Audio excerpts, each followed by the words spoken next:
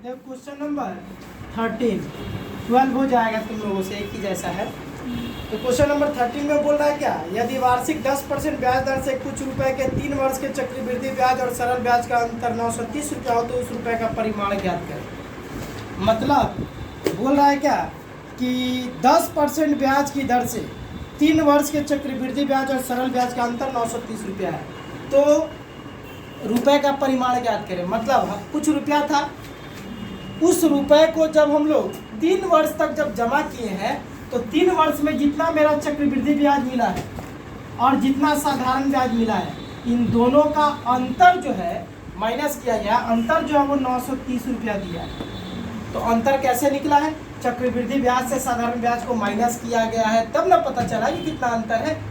आई बात समझ में, ये तुमको दे दिया है अंतर। मतलब अभी इसके पहले वाले सम में हम लोग जो किए अंतर निकाले, चक्रवृद्धि ब्याज अलग निकाले, साधारण ब्याज अलग निकाले और निकाल के दोनों को माइनस कर दिए, तो पता चल गया कि चक्रवृद्धि ब्याज और साधारण ब्याज का अंतर क्या है। तो अब हमको वही दे दिया है, अंतर दे दिया, और हमको पूछ रहा है कि तब बताओ वो रुपया कितना था जिस रुपए को हम लोग डाले हैं 3 साल तक के लिए रखे हैं, तो जितना उसका चक्रवृद्धि ब्याज मिल रहा है और जितना उसका साधारण ब्याज मिल रहा है, दोनों का अंतर 930 रुपया है। तो देखो हम लोग क्या करेंगे, यहाँ से जो जो दिया हुआ है सबसे पहले हम लोग वो करेंगे, वो लिखेंगे। जैसे यहाँ पे हमको पी पता ही नहीं है, आर कितना दिया हुआ है 10% वार्षिक, उसके बाद समय, समय कितना दिया हुआ है 3 वर्ष, और हमको अंतर भी दे दिया है, चक्रवृद्धि ब्याज और साधारण ब्याज का अंतर भी दे दिया, उसको तुम साइड में यहाँ पे लिख दो, कोई दिक्कत नहीं है। मतलब सीआई से एसआई को जब माइनस किया गया है तो 930 रुपया आ गया है। मतलब सीआई चक्रवृद्धि ब्याज से साधारण ब्याज को जब माइनस किया गया तो 930 रुपया आया, यह अंतर है। तो बोल रहा तो बताओ पी कितना है। अब पी को निकालने के लिए देखो, पी को निकालने के लिए हमको क्या करना पड़ेगा, ऐसा क्या, देखो सवाल में इसके पहले वाले जितने सारे सम्स थे उन सम में बोले थे कि देख लेना कि सवाल में तुमको क्या दिया। अगर ए दिया है तो ए का फार्मूला रख करके बाकी सबको बैठाओ, अगर तुम्हारा सीआई दिया है तो सीआई का फार्मूला बैठा करके बाकी सबको पुटअप करके एक इक्वेशन बना के सवाल बनाओ। यहाँ पे ना तो तुमको ए दिया है और ना सीआई दिया है, तो क्या करेंगे, क्या क्या दिया पहले ये देखें। सीआई और एसआई का अंतर दिया है, मतलब चक्रवृद्धि ब्याज से साधारण ब्याज को जब माइनस किया तो हम भी वही काम करेंगे। अब जो दिया वही, जो दूसरा वाला जो तरीका तुम लोग को बताए थे, क्या सवाल में जो दिया हुआ है वही निकाल के बराबर दिखाएंगे। तो सवाल में हमको चक्रवृद्धि ब्याज और साधारण ब्याज का अंतर दिया है, तो हम भी चक्रवृद्धि ब्याज और साधारण ब्याज का अंतर निकाल करके अंतर के बराबर दिखा देंगे।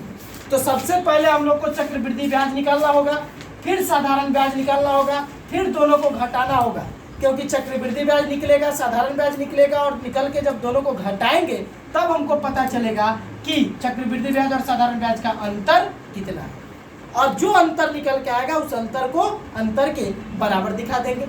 तो देखो यहाँ पे सबसे पहले तुम लोग को बोले हैं कि जो नहीं मालूम है, जो पूछ रहा है उसको मान लिया जाता है। तो मान लो 100 रुपया, इसको मान लिया इसको 100 रुपया।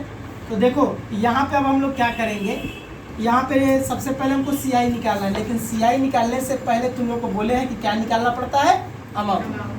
अमाउंट निकालो पहले। तो अमाउंट निकालने का फार्मूला P × 1 + R/100⁻n। तो P मालूम नहीं है, निकालना है, उसकी जगह पे x मान लिए तो बैठा दो, फिर 1 + R, R की जगह पे 10/100 तो ये x × 1 0 1 0 कट जाएगा, और कट के 10 से 1 का गुणा होगा 10, और उसमें ये 1 जुट जाएगा तो 11/10 होल पावर 3। तो ये जाएगा x × 11 का पावर 3 निकलेगा तो 1331, और 10 का 3 टू निकलेगा, 3 पावर निकलेगा, मतलब 10 का क्यूब निकलेगा, तो हो जाएगा तुम्हारा क्या 1000। अब ये दोनों एक दूसरे से इंटू करेगा तो हो जाएगा 1331x/1000। ये क्या चक्रवृद्धि ब्याज निकल गया। बहुत जन यहीं तक निकाल करके और साधारण ब्याज निकल के माइनस करके सवाल बनाने लगता है, जबकि सवाल गलत हो जाएगा, है ना। तो अब यहाँ पे तुम्हारा ये क्या निकला, अमाउंट निकला, मतलब मिश्रधन निकला। अब यहाँ से हम लोग सीआई निकालेंगे, क्योंकि सीआई निकालना और एसआई निकालना है और माइनस करना है। तो CI अब निकालेंगे यहाँ से।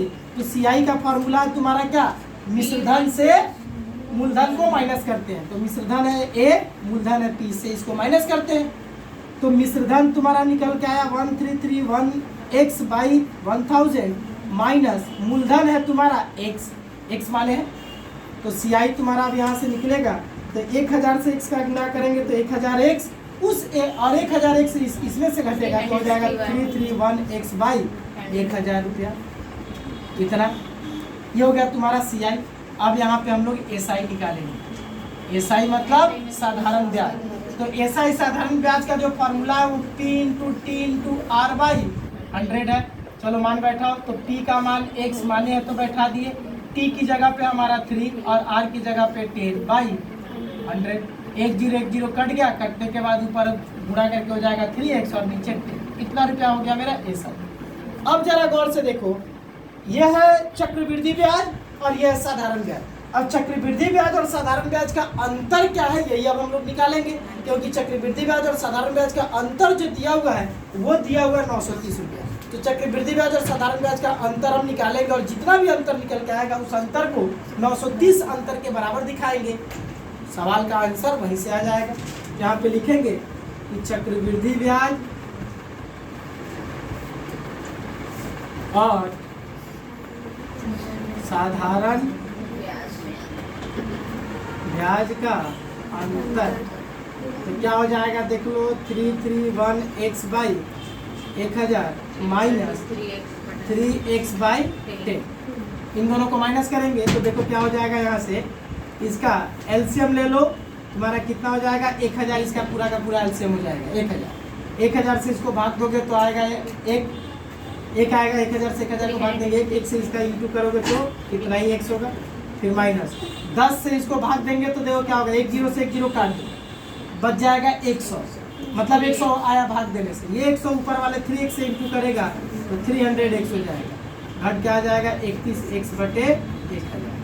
अब ये चक्रवृद्धि ब्याज और साधारण ब्याज का ये जो अंतर आया, यही अंतर हमको 930 रुपया दिखा रहा है।